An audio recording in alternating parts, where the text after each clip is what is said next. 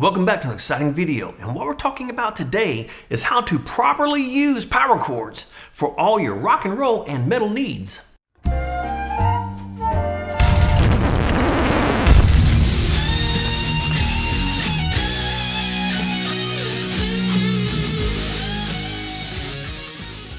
So we are going to do basically a master class on power chords, and you're probably thinking to yourself, how can we have a master class on power chords? How hard is a power chord? Generally, it's 2 notes, and that is correct. A power chord is 2 notes. That is a D5 power chord, and it sounds fantastic. And every great rock song, every great metal song, every great progressive metal song, they all use power chords. I can't think of a great rock song off the top of my head that does not use power chords. And if you're a guitar player, chances are you already know how to use power chords. So why are we doing this video? Because you know how to use power chords. But do you know how to use all the power chords? And the reason I say that is because I am the only guitar player in my band. And so whenever we're doing something, I have to do everything I can to pull an Alex Lifeson. Since I'm one guitar player, I got to try to make it sound as fat as I possibly can. So sometimes I will change the chords around in songs just to kind of fill up the gaps from where they have 2 guitar players and I am but a mere mortal axe slinger. I am a guy, one dude welding an Ibanez J Custom. So I got to kind of try to make it sound as fat as I can. So a lot of times when we're doing cover tunes, I will change them around. And it's not that I'm changing them around because I'm better than them. That has absolutely nothing to do with that. I do it because I'm one guitar player. And sometimes I've got to move their music around to kind of fill up the gaps from them having 2 guitar players. Because a lot of times when you have 2 guitar players, if you have one guitar player playing a C, the other guitar player is probably playing this. And so that really makes their sound huge.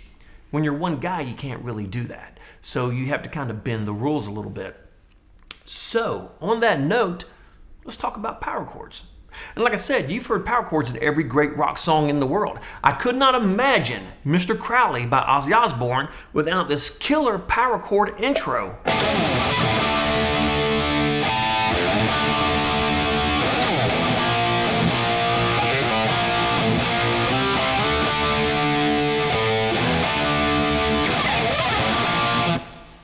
It wouldn't be the same without that.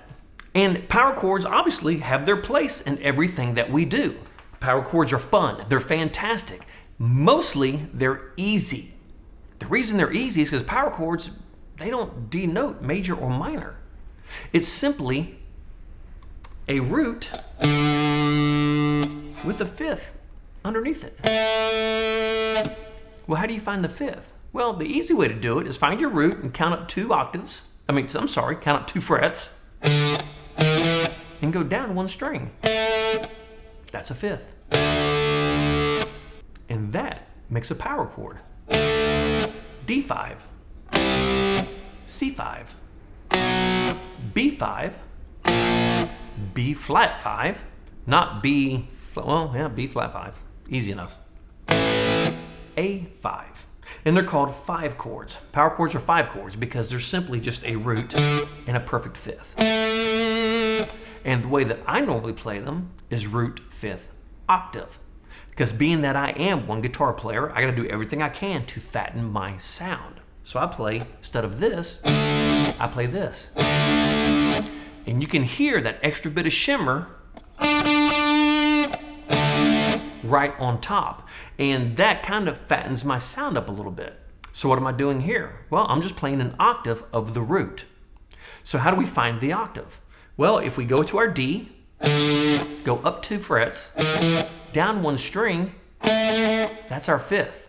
If we go down 1 more string, that's our octave. And if you play the 3 together, it gives you a much fatter tone. It gives you just that little bit of shimmer, that little bit of water on top of it.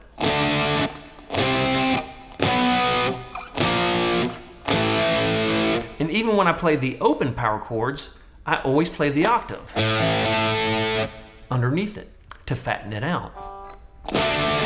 And like I said, the great thing about power chords is they don't denote major or minor. You can play any power chord over anything in the world. It simply doesn't matter. If we're playing this progression and it's E minor, D major, C major, play a power chord and it works totally fine.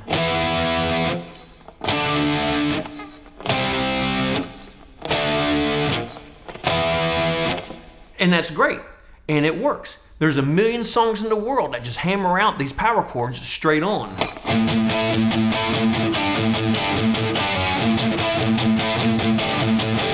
It helps if I put my pickup in the right place.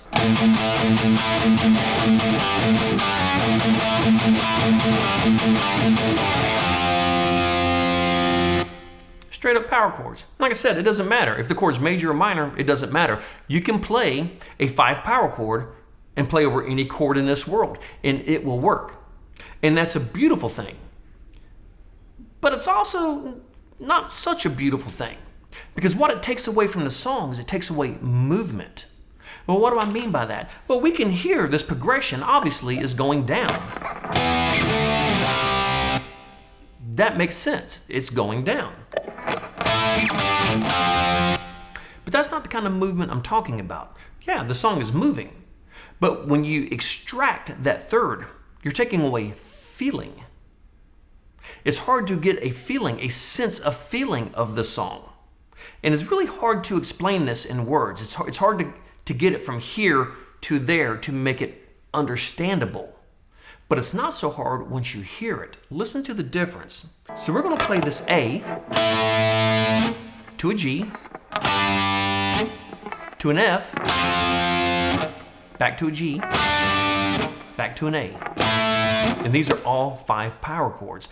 So, and we're just going to do this straight up 80s style with that droning. If you watched my other video on pedal tones, we're going to use a pedal tone on this riff of A.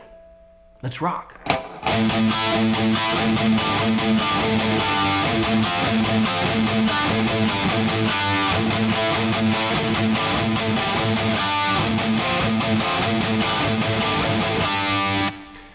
And that sounds great. That sounds hard rock. That sounds metal. That sounds like it could be a hit song at any second.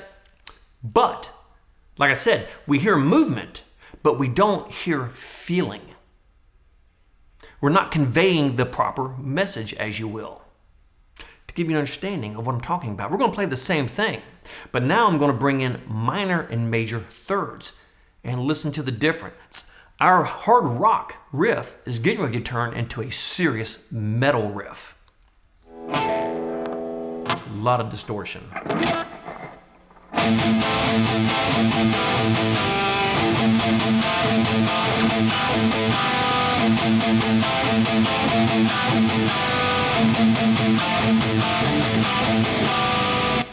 And to me, that sounds 1,000 times better. Because not only do we have the movement that we would have had from playing the regular 5 chords, now we have a lot of feeling added to the movement. Because what gives a chord feeling, well, it is the third.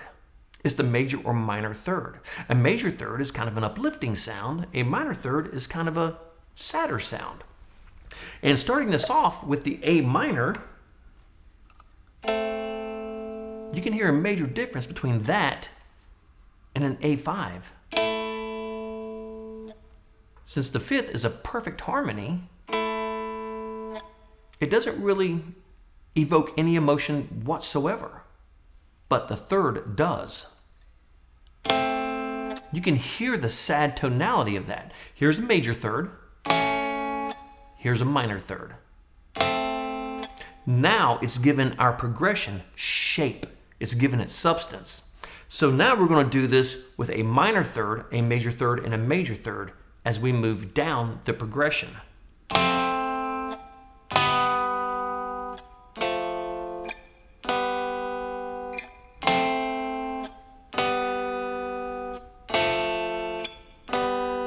And listen to the difference by doing it with all 5s.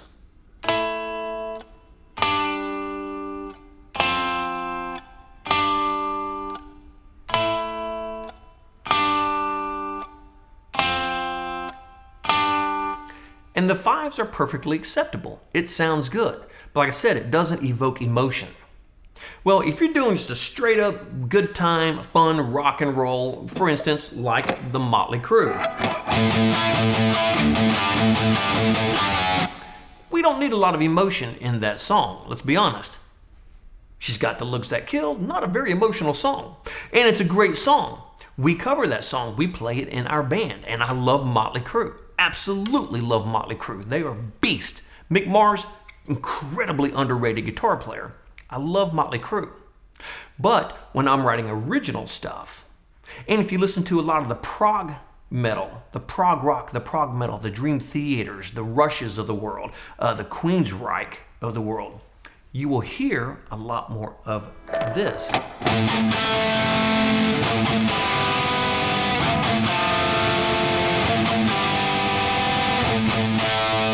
As opposed to this.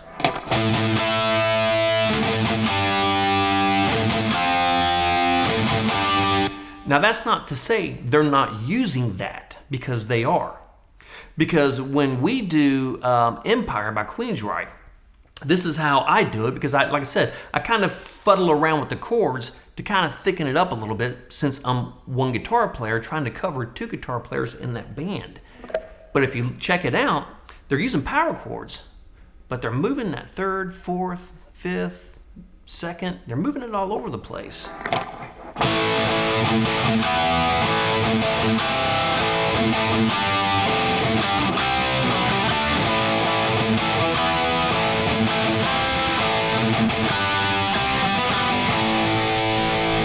And since I'm moving around that middle note, and what I mean by middle note is the note between the root and the 5th.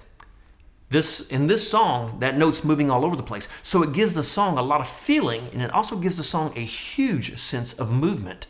Listen at a slower tempo.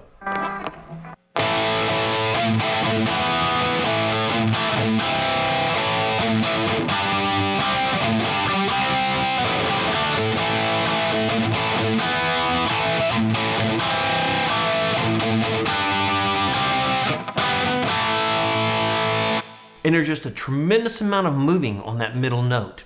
And that, to me, makes that entire song. And then when we move on down the line, we got this. Try to clean this up a little bit.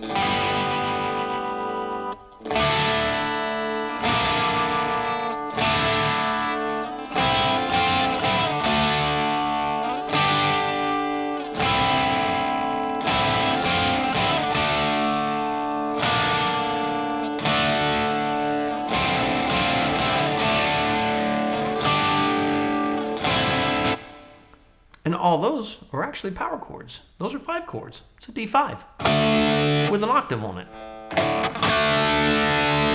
So now we're moving all the chord shapes around. And what we're doing here, because those are power chords, is we're taking, this is basically a D5 with an octave. And what we're doing is we're taking this 5th and we're augmenting it. We're moving the 5th up 1/2 step. And listen how fantastic this passage sounds. Let me move this to a clean channel so you can hear it better.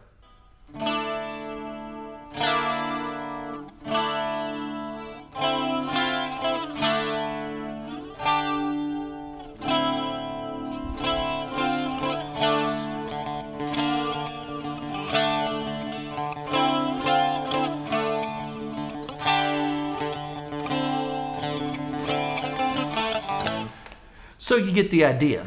Now, you can play this song, obviously play the riff. Then which is, I think, how they play it actually. But for me, it's just easier just to do the up there on top. And like I said, being that as I'm one guitar player, I kind of move things around to kind of help facilitate the lack of having another instrument with me. But those are all power chords, and all we're doing is we're moving those middle notes around, and that's what makes a power chord a beautiful thing.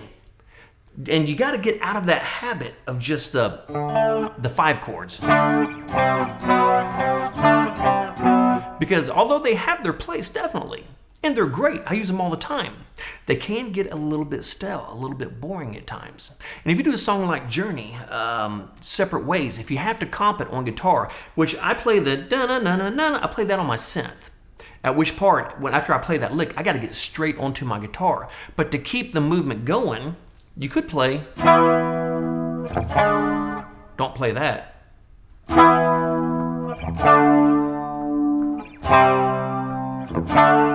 Which is generally the synthesizer part.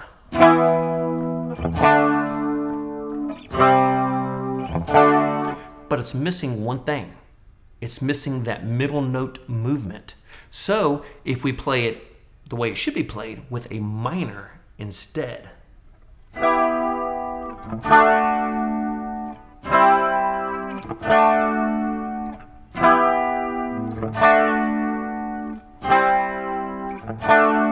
And playing it that way, I'm bringing back in my minor and major thirds. And now the song has a tremendous amount of movement to it. Real quick, just with the 5 chords. Now, with the minor and major thirds.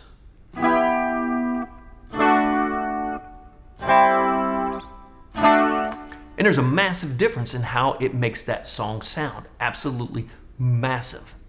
And don't forget to incorporate everything on top of it also. What do I mean? Well, we've been doing a lot of stuff where we're moving the middle strings around.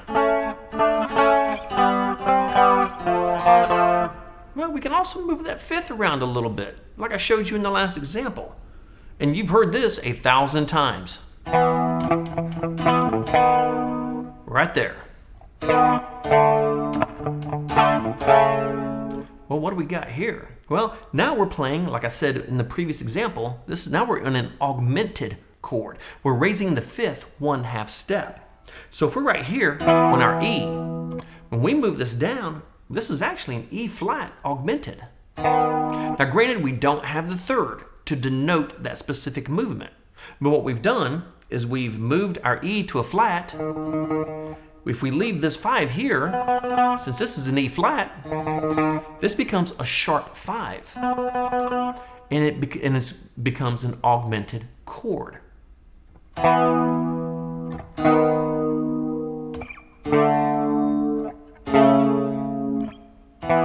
And you hear that in more music than you can shake a stick on.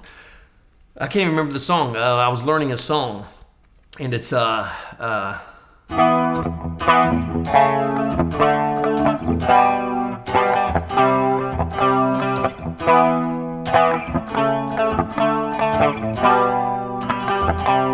I love the sound of that because it's still adding movement, even though we're moving the root this time.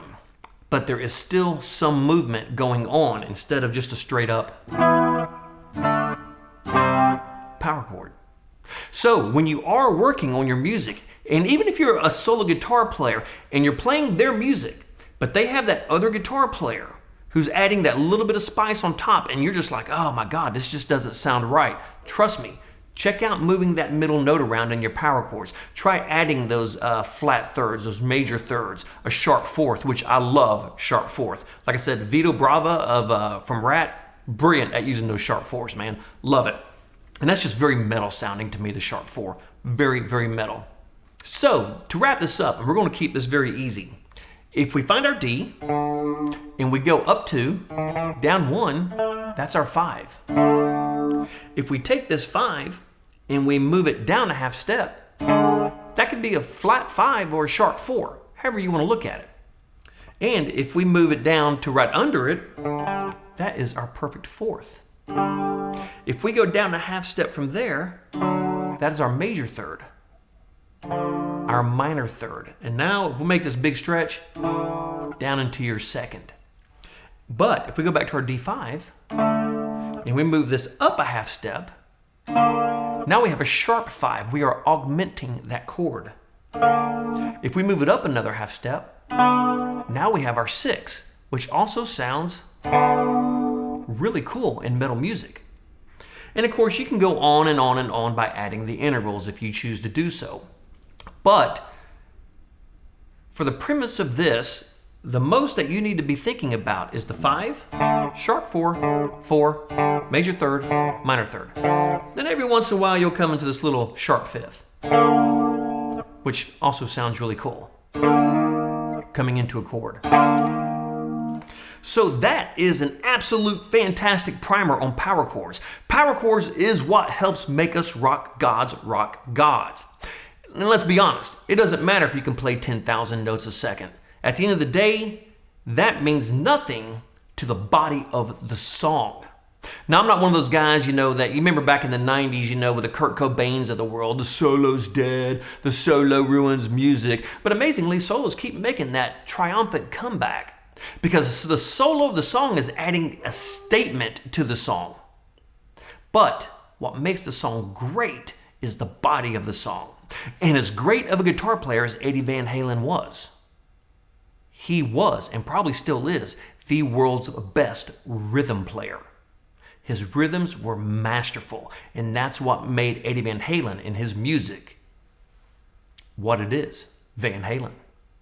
So work on the riffs, work on moving that around, that third, that fourth, fifth, the sharp fifth, and it will add a tremendous amount of movement to your chords and make everything sound just a little fatter and a little thicker. And at the end of the day, I think you'll like it better.